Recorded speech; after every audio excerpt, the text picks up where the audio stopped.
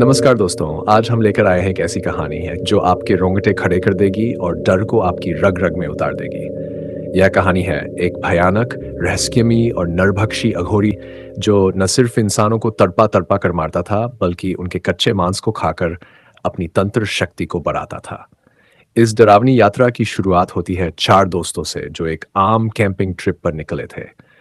मगर उन्हें क्या पता था कि रास्ते में जो वीरान हवेली मिलेगी वो उन्हें मौत के बेहद करीब ले जाएगी। एक हवेली जो सुनसान जंगलों में छिपी है, एक अघोरी जो तंत्र के खून से जिंदा है और एक रात जो इन चारों की जिंदगी को हमेशा के लिए बदल देगी।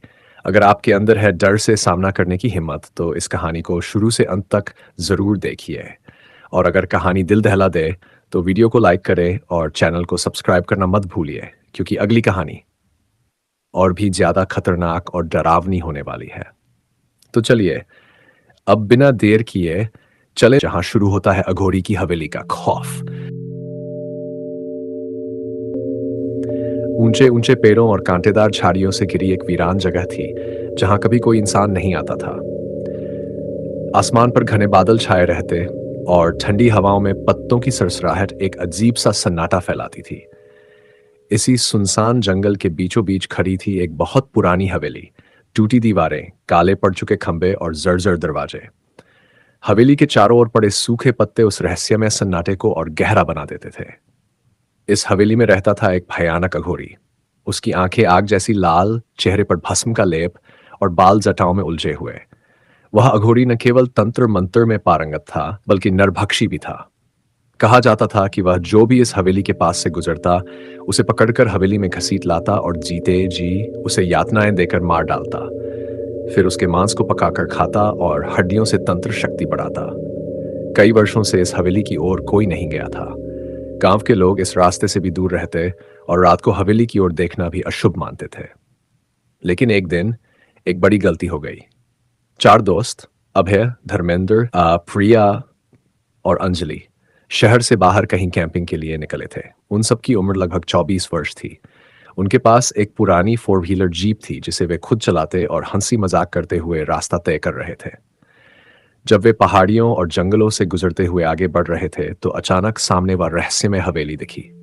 अरे यार, क्या शानदार जगह है, अभय ने कहा। क्यों नहीं यहीं रात बिता ले? धर्मेंद्र ने सुझाव दिया। काफी खुला मैदान है, टेंट भी लग जाएगा और एडवेंचर भी होगा। प्रिया और अंजलि थोड़ी झिझकी, लेकिन फिर वे भी मान गई। फिर क्या था? जीप को हवेली के सामने रोका गया। दरवाजा आधा खुला हुआ था, मानो हवेली खुद उन्हें आमंत्रित कर रही हो। हवेली के बाहर खड़े होकर सबने मोबाइल से फोटो खींची और हंसी मजाक करते हुए भीतर चले गए।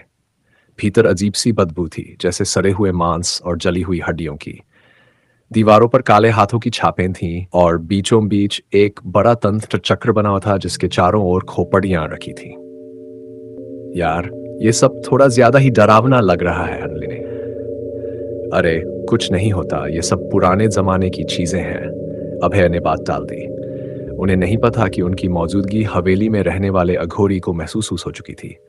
उसकी लाल आंखें अंधेरे में चमकने लगीं। वह धीरे धीरे हवेली के तहखाने से ऊपर आने लगा। अंधेरे में धीरे धीरे सरकते हुए अघोरी ने खुद को हवेली के एक कोने में छिपा लिया और चारों को गौर से देखने लगा। उसकी सांसें गर्म थीं और आंखों से नफरत टपक रही थी। उसने मंत्र बुदबुदाने शुरू कर दिए। चारों दोस्त बिना कुछ जाने हवेली की ऊपरी मंजिल पर पहुंच गए थे। वहां एक कमरा था, दरवाजा आधा खुला हुआ। भीतर एक बिस्तर पर इंसानी हड्डियां बिखरी हुई थी और दीवार पर किसी की सूखी हुई चमड़ी टंगी थी। ओह माय गॉड, प्रिया चीख पड़ी। ये कोई नॉर्मल जगह नहीं है। हमने गलती कर दी यहां रुकने की, धर्मेंद्र ने कहा। अब हमें तुरंत निकलना चाहिए। जैसे ही वे पलटे, हवेली का दरवाजा जोर की आवाज के साथ बंद हो गया। हर कोना गूंजने लगा। टानियन। फिर सीढ़ियों पर किसी के भारी पैरों की आवाज आई। टप टप टप। सबने एक दूसरे की ओर देखा। किसी का चेहरा पीला पड़ चुका था और तभी अघोरी प्रकट हुआ। लंबा कद, मुंह पर चमड़े की बनी डरावनी मुस्कान और हाथों में हड्डियों का त्रिशूल। तुम सब मेरे भोजन बनोगे, उसकी डरावनी आवाज हवेली में गूंज उठी। चारों दोस्त भागने लगे।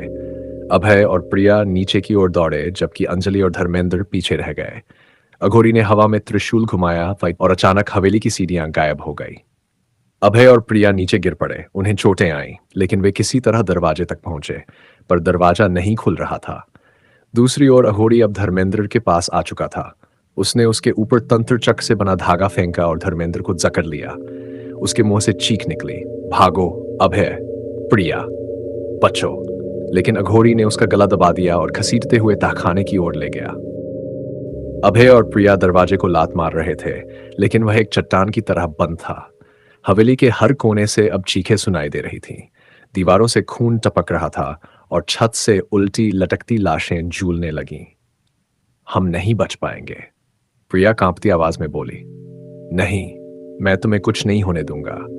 अभय ने हाथ पकड़कर प्रिया को ऊपर की ओर खींचा। उधर अंजलि, जो ऊपर फंसी थी, उसने एक खिड़की से कूदने की कोशिश की, लेकिन नीचे कांटों की झाड़ियों का दलदल था। वह चीख पड़ी और उसी समय अघोरी ने उसकी पीठ पर त्रिशूल मार दिया। अंजलि की चीख हवेली की दीवारों में गूंजती रह गई।